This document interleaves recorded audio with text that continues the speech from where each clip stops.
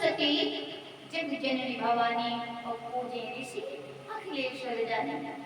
भोले बाबा कथा को सुनाने के लिए माता सती को कुंभज ऋषि के आश्रम में ले जा रहे हैं।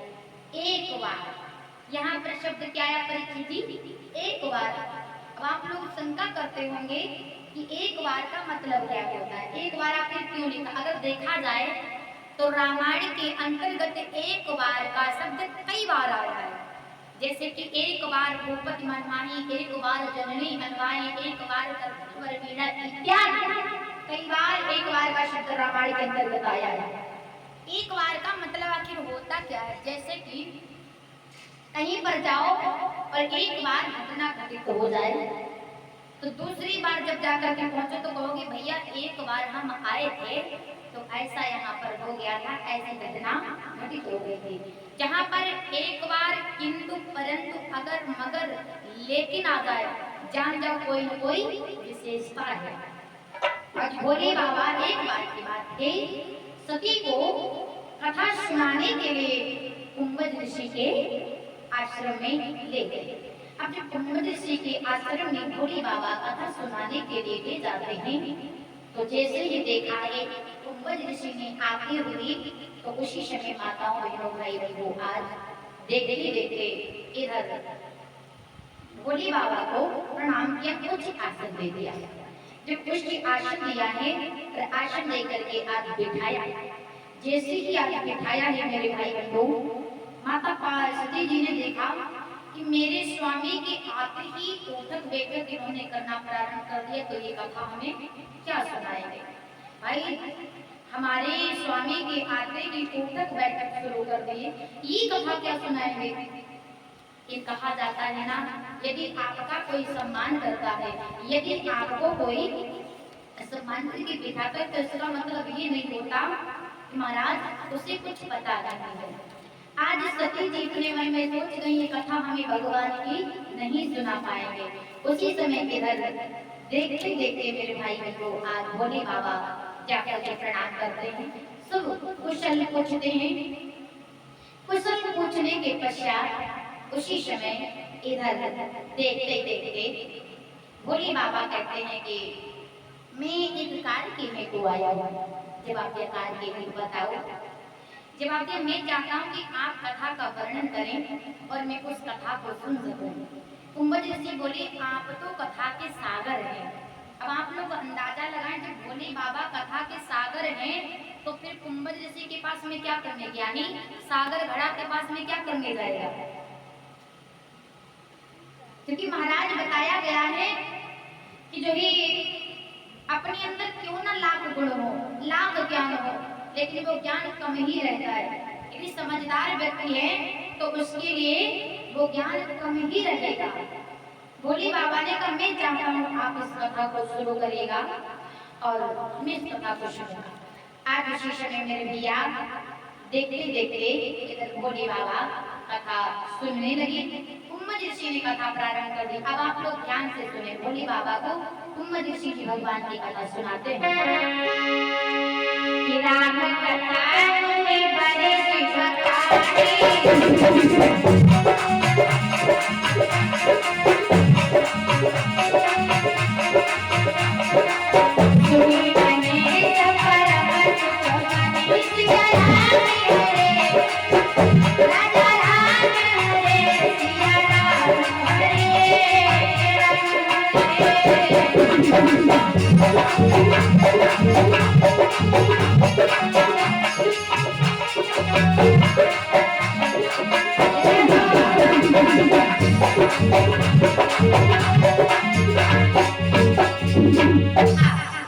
जैसे ही देखते हैं राम कथा मुनिवर के बताने, मुनिवर अगस्त जी ने राम कथा विस्तार से कही, जिसको महेश्वर ने परम सुख माना, परम सुख मान करके सुनते। फिर ऋषि ने शिव जी को सुंदर हर वक्त कथा सुनाई। अब सुनते हुए भोले बाबा को बड़ा ही आनंद आ रहा। अच्छा आनंद कब आएगा परीक्षित जी? जब हम ध्यान लगा करके सुनेंगे तभी समझ में आएगा ना, तभी आनंद। और आनंद में ही परमानंद है।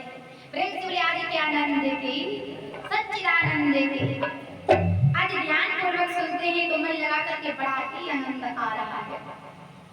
इसीलिए मेरे भाई बंधु जैसे ही देखा कहा कि सुनत रघुपति गुण गाथा अब कुछ दिन तहार रहे गिरिनाथा कुछ दिनों तक भगवान की कथा सुनते हैं। अब सती की ओर देखें तो सती जी कहीं इधर को बैठती हैं तो कहीं उधर को बैठती है। अच्छा आप लोगों ने देखा होगा कि जब हमारा मन नहीं लगता ना तो हम एक ही काम करते, या तो हम ऐसे बैठ जाते या तो हम सोने लगते हैं। अक्सर कथा में नींद आया करती है हम लोगों को, आती है ना, लेकिन ये सोना नहीं, कथा में सोना नहीं चाहिए। पार्वती सुनते समय कथा सो गई थी ना, क्या हुआ? अचल कथा में जब हमें नींद आती है तो हमें संकेत करती है, बड़ी चीज ध्यान दें। जब नींद आती है तो क्या संकेत करती है? पहला संकेत है जब नींद आए तो जान जाओ कि जो है हमारे समझ में कथा नहीं आ रही, हमारे ग्रह दशा बहुत खराब है। तो भगवान का नाम जब बताओ समझ में नहीं आ रहा, मन नहीं लग रहा तो और किसमें मन लगेगा? कहते हैं ना कि राम कथा मन मने भावे, और सारी रात्रि हम लोग बैठते हैं राम की कथा मन नहीं भाती, और कहीं पर अगर नाच होता होता, तमाशा होता होता तो महाराज भीड़ लग जाती, भले ही महाराज जगह ना बचती तो छत से देखते सब लोग, लेकिन देखते जरूर। अब कथा में इतनी भीड़ का भाई, मन अलग अलग, स्वभाव अपना अपना, जैसे जिसकी सोच। माता सती जी का जब मन नहीं देखा तो भोले बाबा जान गए इसका मतलब अपमान हो रहा है।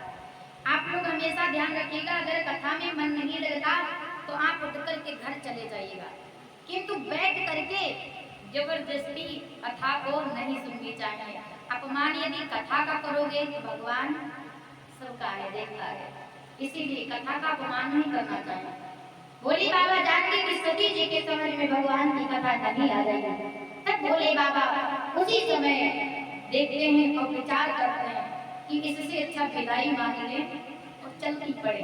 उसी समय भोले बाबा जाते हैं पास में और पिता को मांगते हैं।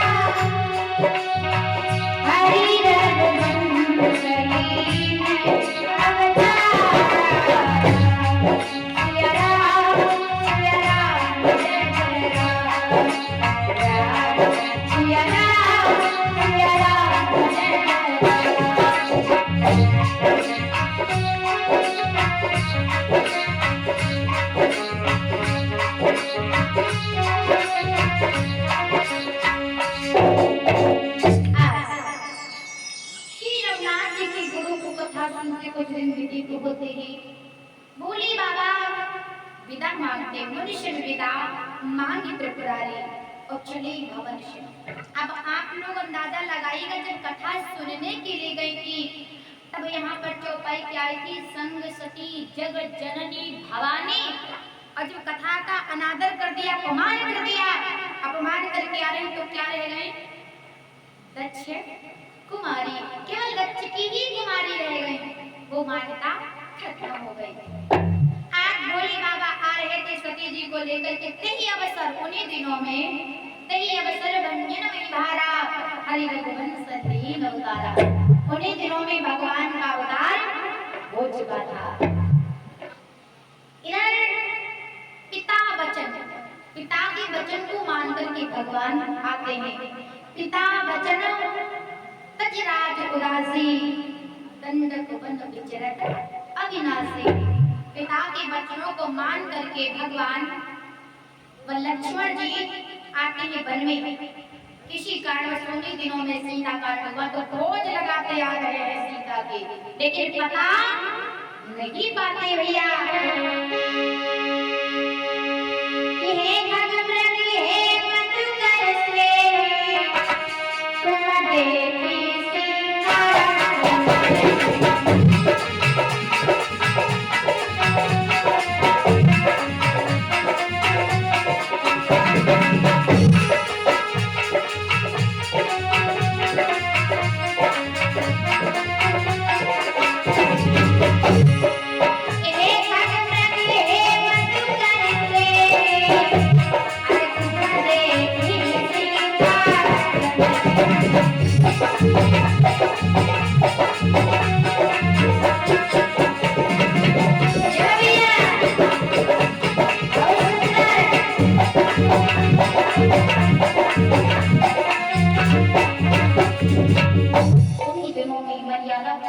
भगवान श्री राम सीता का पता लगाते लगाते खोज लगाते लगाते ही खगमृग ही मधुकर श्रेणी तुम देखी सीता, क्या मृग जैसे नैनों वाली सीता को कहीं देखा है?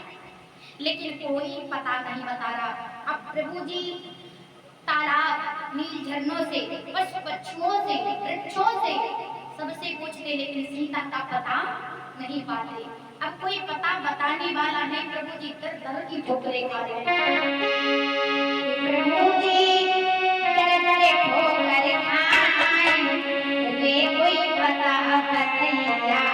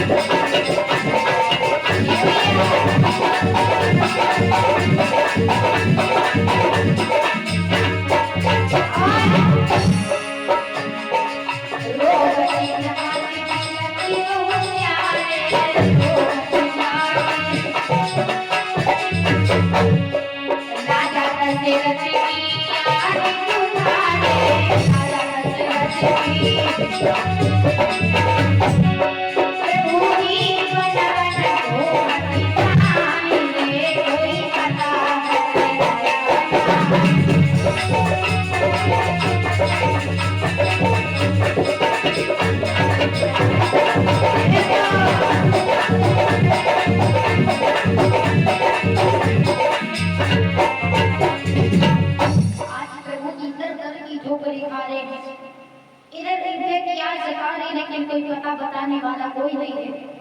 भगवान हर किसी से पूछते हैं, कोई बोल नहीं रहा है, कोई बात नहीं कर रहा है। आज स्वयं भगवान विरह में जब रोई तो उसी समय भगवान को नारद जी का श्राप याद आया। जब नारद जी ने श्राप दिया था, नार विरह तुम हो दुखारी, वही श्राप याद आया कि काश मैंने दिल ना दुखाया होता। इसीलिए कहते किसी का हृदय दुखाना नहीं चाहिए। हृदय दुखाने से पहले 50 बार सोचो, काश तुम्हारा भी कोई दुखाने वाला बैठा है। भगवान को याद आया कि मैंने नारद जी का हृदय दुखाया था, इसीलिए शायद ये मुझे दिल देखने को बढ़ रहे। इधर से भगवान को सीता की खोज लगाते हुए आ रहे हैं और इधर से भोले बाबा सती को लेकर के जा रहे हैं। उधर से भगवान आ रहे, इधर से भोले बाबा बीचों बीच मार्ग में मुठभेड़ हुई।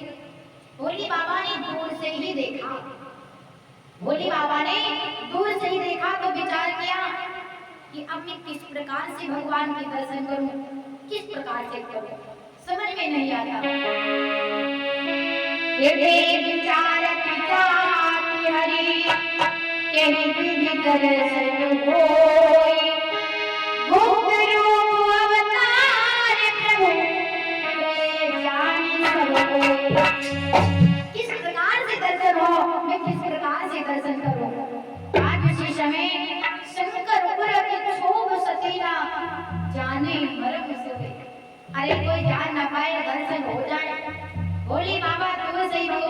देखते हैं, क्या देखते हैं कि भगवान बड़े दुखी। अंदाजा लगाएं, जब भगवान पर इतने कष्ट पड़े तो हम लोग तो इंसान हैं, भगवान तक मन में होंगे। अब भगवान को कष्ट में देखते हैं तो भोले बाबा देखते रहे। भगवान विनय विलाप करते हुए, सीता की खोज करते हुए आगे को बढ़े रहे, लेकिन इधर कोई पूछने वाला नहीं। जब कष्ट पड़ते हैं तब कोई बात नहीं पूछता है। ये भैया भगवान ढूंढ रहे हैं। भोले बाबा ने देखा, देखते देखते विचार किया कि अब क्या होगा, दर्शन भी करोगे नहीं हो सकते, कैसे दर्शन करें। भोले बाबा आगे बढ़ते, पर आगे बढ़कर के आज भोले बाबा ने माता सती की ओर देखा और इधर भगवान की ओर देखा है। दूर से ही शंभु समेत रामई देखा, उपजाड़िए का कमल विशेष भैया हरि लोचन छवि सुनहरी और उसमें जानकी चिन्हहारी। भगवान ने को देखा भोले बाबा ने और दूर से ही प्रणाम कर लिया। कैसे कि जय सचिदा नंदी जग पावनी, अस कर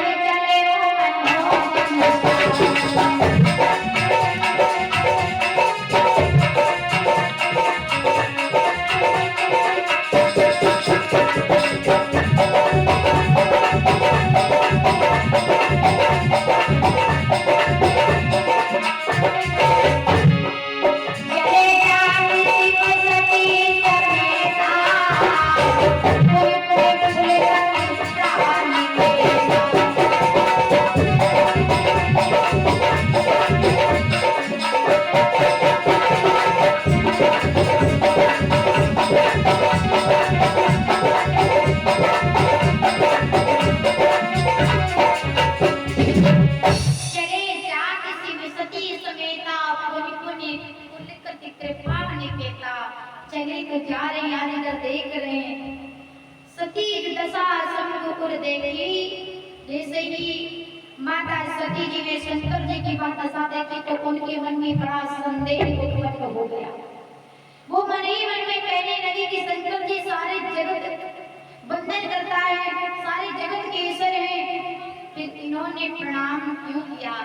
सती जी आगे बढ़ी, आगे बढ़कर के कहती हैं कि बाबा तुम्हें पूरा जगत पूजता है, पूरा जगत बंधन करता है।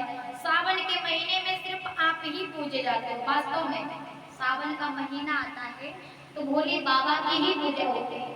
जब आप कहने लगे कि सावन के महीने में सिर्फ आप ही पूजे जाते हो और फिर तुमने उन छोटे छोटे राजकुमारों को आखिर प्रणाम क्यों किया, क्या कारण है।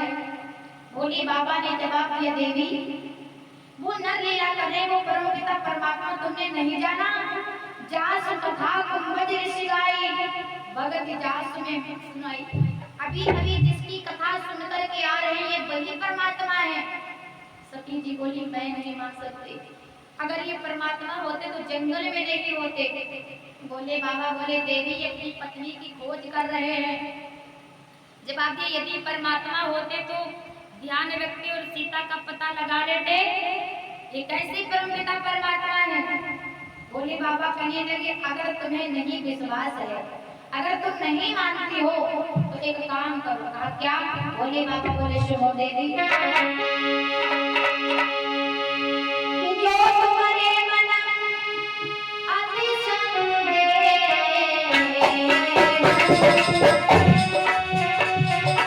तो मिट जाए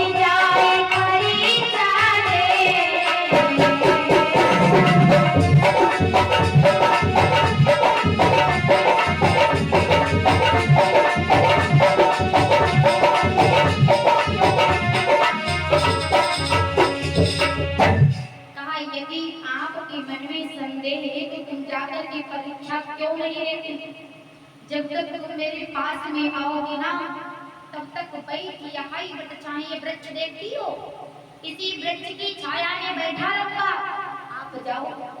सती जी सोचने लगी जाऊं तो किस प्रकार से जाऊं। सती जी चल तो देते हैं लेकिन सोचती विचारती नहीं। कहते हैं कि कोई भी कार्य करें तो कोई भी कार्य करने से पहले हमें सोच लेना चाहिए।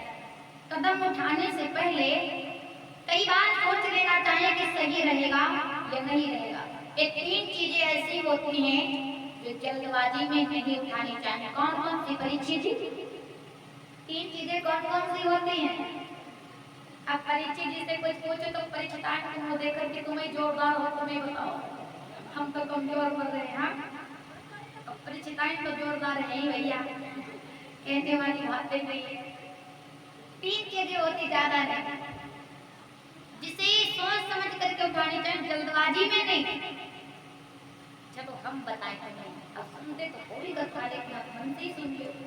प्रथम नंबर में हमें कलम जल्दबाजी में नहीं उठानी चाहिए। कभी कभी ऐसा हो जाता है बड़े बूढ़े बुजुर्ग लोग जल्दबाजी में किसी दूसरे के यहाँ जाते, घर में तंग तराश किए जाते और कहते भैया चलो हम तुम्हें सारी प्रॉपर्टी तुम्हारे नाम कर देंगे, न सोचा न विचारा और चलो नामे कर देंगे। अब जब कलम उठाई जल्दबाजी में लिख दिया और बाद में लड़का पोता कटोरा लिए भीख मांग रहे।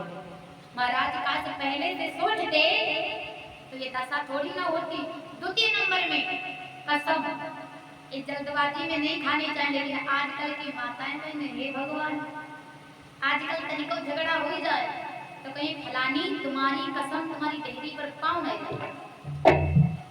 अब साग में सोई गई, सवेरे हो पहुंच गई, कहीं पड़ोसी नहीं आती देते हो, कसम भुला गई, भूल गई कसम, कहाँ रह गई।